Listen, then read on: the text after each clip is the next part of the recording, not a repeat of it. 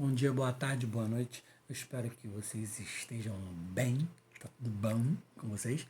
Então, a gente vai para mais um vídeo e hoje a gente vai falar de clima e de tempo, certo? Então já deixa o joinha, já se inscreve no canal, compartilha e não esqueça também de comentar e falar e debater nos nossos outros canais de comunicação, como por exemplo o Google Classroom para os alunos que têm meu WhatsApp no WhatsApp, nas páginas do Facebook. A gente tem uma página no Facebook agora que é Professor Leandro. Procura, se inscreve lá, curte, bonitinho.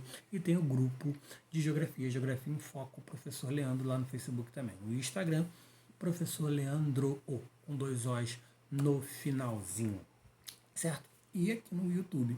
Vamos lá para mais uma aula Clima e Tempo. Então, é comum utilizarmos os termos clima e tempo como sinônimos, porém não são. O clima ele vai ser basicamente o estudo do tempo atmosférico ao longo dos anos. O tempo atmosférico é um período momentâneo que a atmosfera esteja passando. Por exemplo, se estiver chovendo, é errado eu chegar e falar que o clima mudou.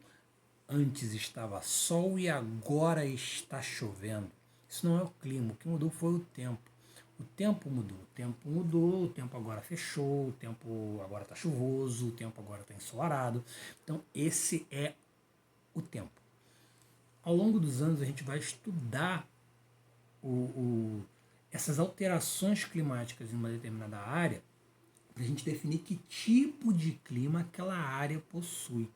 E aí eu vou dar até os nomes para os climas, como o clima equatorial, tipo no Amazonas, onde chove muito, o clima desértico, onde não chove nada. A gente vai ter o clima, de vários climas, né? Tropical úmido, tropical de altitude, que vão depender de diversos fatores que eu vou estar analisando ao longo dos anos. Então a gente tem, além de fatores, eu também tenho elementos de formação de clima. Então, como diria Jack Stripador, vamos por partes aí.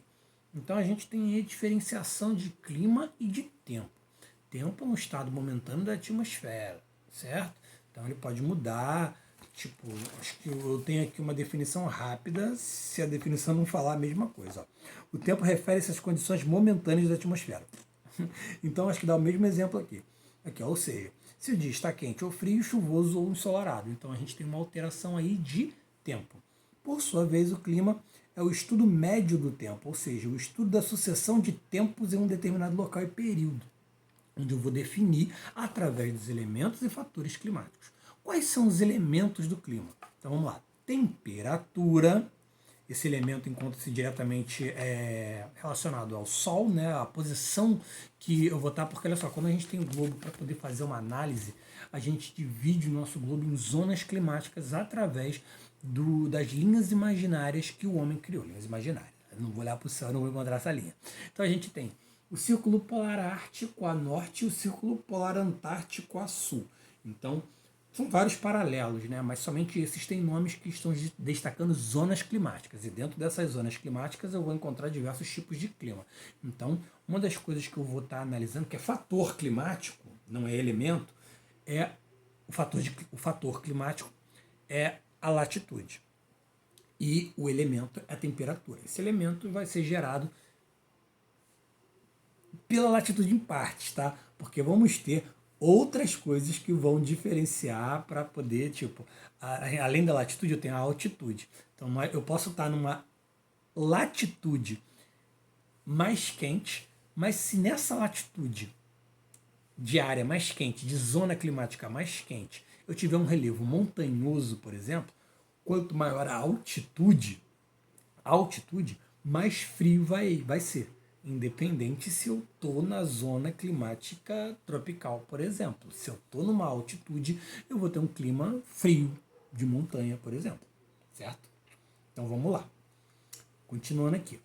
Então eu tenho Círculo Polar Ártico e Círculo Polar Antártico. A norte do Círculo Polar Ártico, eu tenho a zona climática fria ou polar, que é onde recebe o menor incidência de radiação solar, assim como no extremo sul. Então é Polo Norte e Polo Sul. Polo Norte e o Polo Sul são delimitados basicamente pelo Círculo Polar Ártico e o Círculo Polar Antártico. Então eu tenho globo aqui, Círculo Polar Ártico, depois eu tenho Trópico de Câncer. Dentro da faixa entre o Círculo Polar Ártico e o Trópico de Câncer, eu vou ter a zona climática temperada, onde eu vou encontrar climas como temperado continental, temperado oceânico. Essa mesma faixa temperada vai se repetir ao sul. Então eu tenho Círculo Polar Ártico e Trópico de Câncer, e ao sul eu tenho Trópico de Capricórnio e Círculo Polar Antártico. E no meio, entre os trópicos, entre o Trópico de Câncer e o Trópico de Capricórnio, eu vou ter a zona tropical, onde ali, ó, separadinho o mundo pela linha do Equador, quanto mais próximo da linha do Equador, maior é a incidência de radiação solar.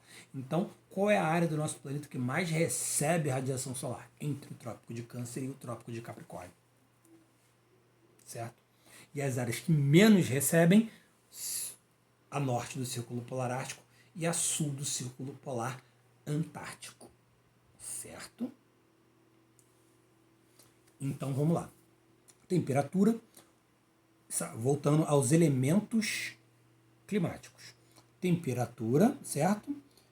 Que umidade, esse elemento corresponde à quantidade de vapor d'água presente na atmosfera, que é lógico que vai dependendo muito dos corpos d'água existentes em determinado lugar.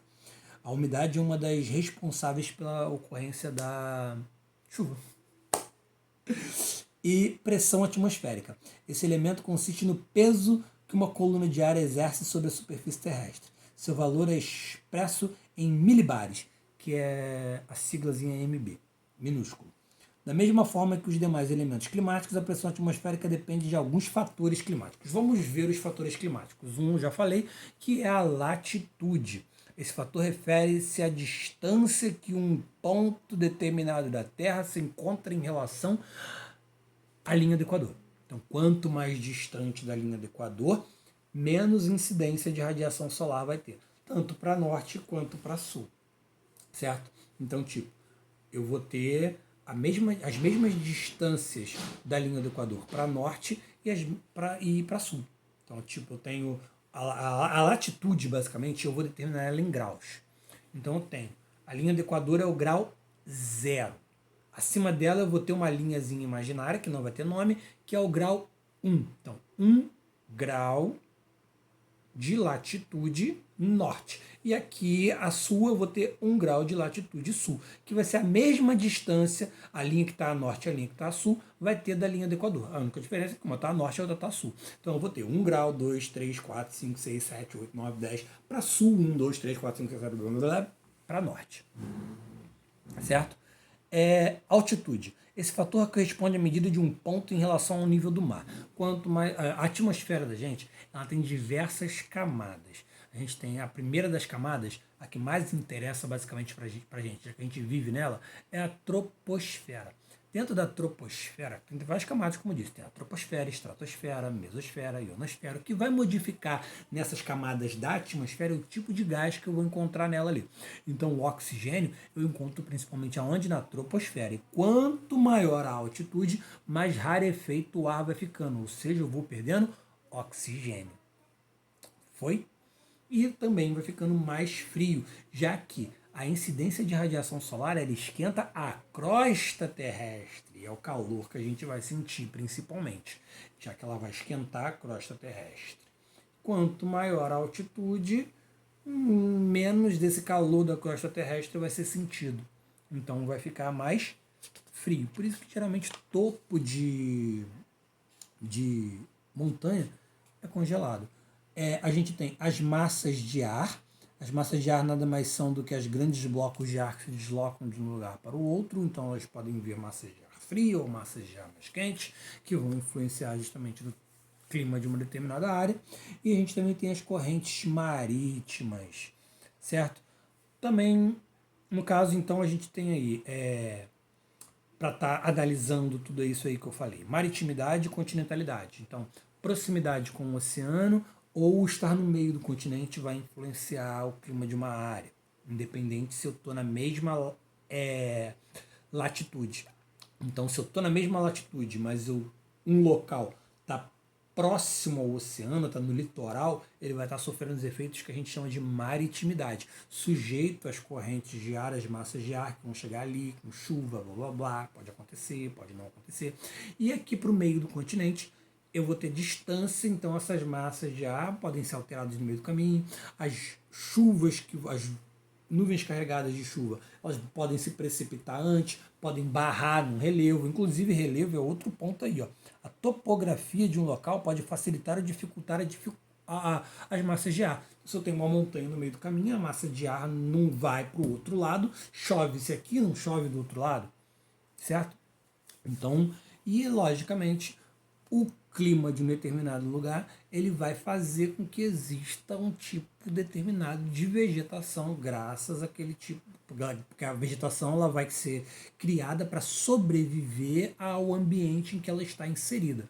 Por exemplo, um tipo de vegetação que sobrevive a um clima frio polar durante o verão do clima frio polar. Só a tundra. Se eu colocar qualquer outro tipo de vegetação, ela morre. Então, qual é o tipo de vegetação que sobrevive ao solo congelado, que é ao solo permanentemente congelado, que é o solo de permafrost? Qual é o tipo de vegetação que sobrevive ali? A tundra. Então, gente, até a próxima aula. Não se esqueçam aí de comentar, dar o joinha e a gente vai tirando as dúvidas nas próximas aulas. Até a próxima.